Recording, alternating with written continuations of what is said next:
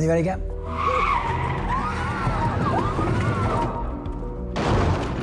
Bonjour Mehdi. Mehdi M. Barzaoui. T'es un jeune metteur en scène, tu fais ton deuxième long métrage, Aïcha, après un vrai succès, ton premier long métrage, Un fils, qui a rencontré un vrai succès en festival et même en salle. Je fais un clap? عايشة نحب نولي عايشة.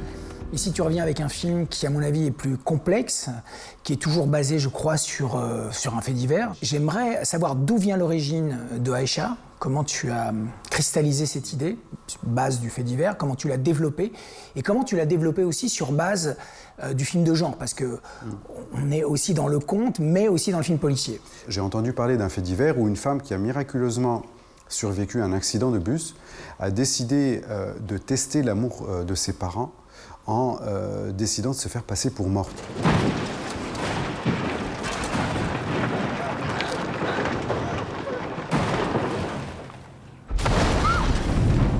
J'avais entendu parler un petit peu de ce fait divers, mais à cette époque-là, je n'avais pas conscience que ça allait être le sujet de mon deuxième film, en toute sincérité, jusqu'à ce que ma femme et moi apprenions, durant la même période, qu'on allait devenir les parents d'une fille, d'une petite fille.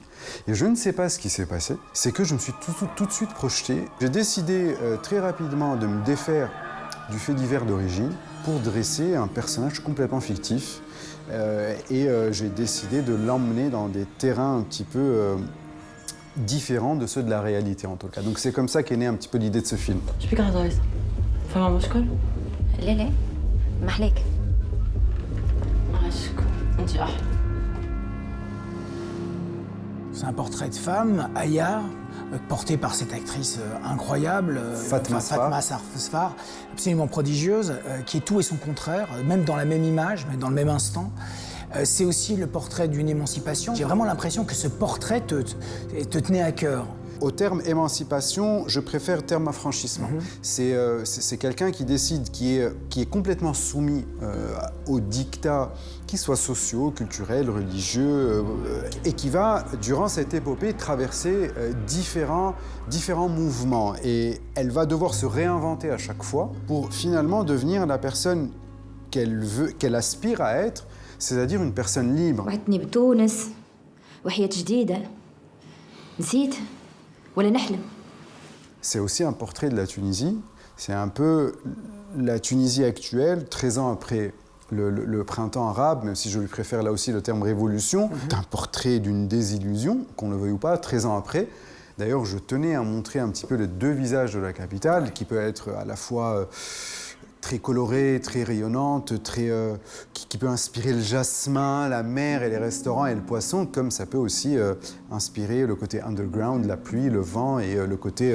Oui, ça tu le fais très très bien quand tu cristallises cette scène qui est sur le balcon, où Aya vit une agression qui est quand même très forte, où il y a Tunis qui la regarde. Durant les repérages, c'était important d'avoir la vue la plus dégagée possible sur tout Tunis. C'est ce dont elle arrivait en fait. Ouais, c'est ça. Et Tunis lui rend d'une façon très violente, d'une façon très agressive.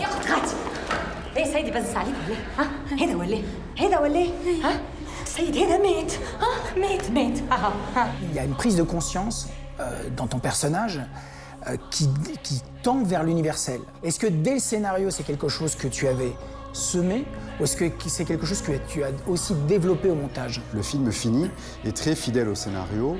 C'est un film qui est, je peux même dire, surécrit, parce que comme c'est un scénario à couches et à strates, on ne peut pas s'hasarder dans des rythmes qu'on va se dire qu'on va créer au montage.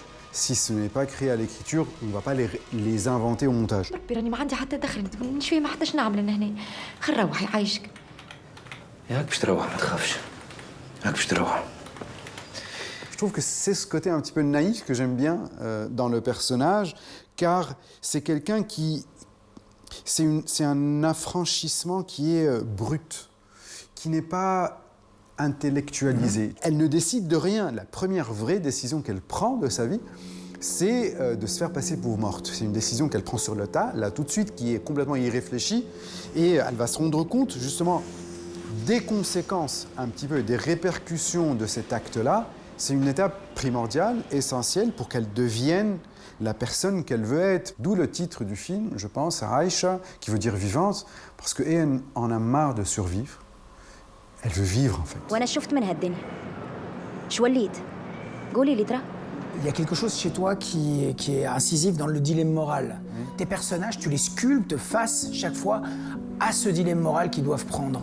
Moi, je trouve que c'est un petit peu comme dans la vie, dans le sens où, des fois, on se retrouve à prendre des décisions qui ne sont pas faciles.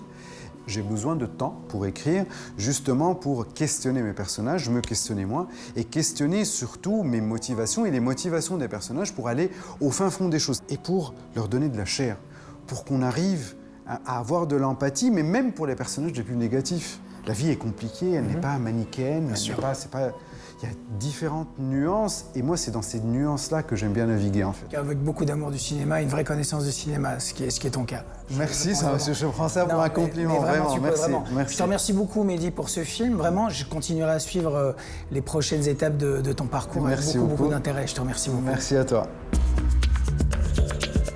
Montée des marches et tapis rouge, si vous n'avez pas le temps de vous rendre à Cannes, pas de panique. Un véritable défilé de stars vous attend aussi dans les salles. Tu ne me jugeras pas. Mais non, jamais. Depuis quelque temps, j'ouvre une médium.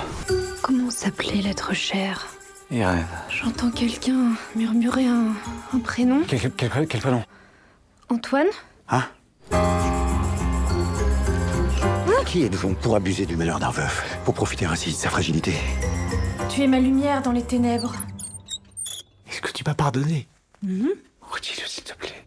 Je t'ai pardonné, Antoine. Voici en sec, monsieur Balestro. Je vous propose de les reprendre. Quand il vous voit, il peint, et quand il peint, je vends. Je vous croyais son ami. Y a pas de place pour les scrupules dans ce grand corps? Il est large. Il peut contenir l'ami et le marchand. En ouverture du Festival de Cannes, cette toile signée Pierre Salvadori esquisse le portrait loufoque d'un peintre éteint par le décès de son épouse. Pour réveiller son inspiration et renouer avec sa femme dans l'au-delà, quoi de mieux qu'une voyante? Pour Gilles Lelouch, ça tombe sous le sens. L'autre jour, je l'ai revue. La ressemblance de cette femme avec ma mère est peut-être un hasard. Mais le fait qu'elle travaille dans l'appartement de l'autre côté de la rue n'est pas qu'une simple coïncidence. N'est pas qu'une simple coïncidence.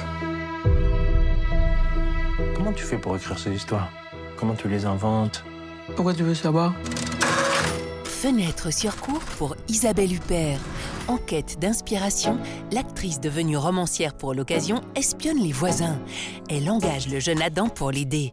Un huis clos dérangeant s'installe, dans lequel s'immiscent Virginie Efira et Pierre Ninet. 50 Kilometer vor Berlin. Was tut man's Titler sein Skit kriegt you an. Kommt Vater jetzt nach Haus? Wie kommst du darauf? Wie geht's denn deiner Mutter? Seitdem der Führer tot ist, will sie nichts mehr essen. Nur noch Weißbrot mit Butter und Honig. Printemps 1945, sur l'île d'Amrum, au large de l'Allemagne, Nanning, 12 ans, aide sa mère à nourrir sa famille. Ours d'or à Berlin en 2004 pour Hedon, le réalisateur Fatih Akin fixe les derniers jours du nazisme au travers du regard d'un enfant.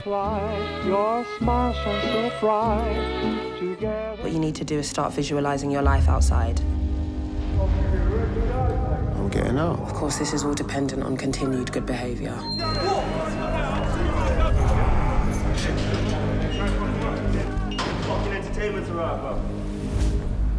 You got a new cell, mate. We are open for business. Can't have all that shit in here. Yo, man, you need to relax. You fucking messing with my zen. Tension, trafic et brutalité. Le réalisateur Cal Makmo nous offre une vision actualisée de la vie en prison. Pour incarner les deux compagnons de cellule, il réunit David Johnson, étoile montante du cinéma britannique, et Tom Bliss, héros de la série Billy the Kid. I just want to see my boy again.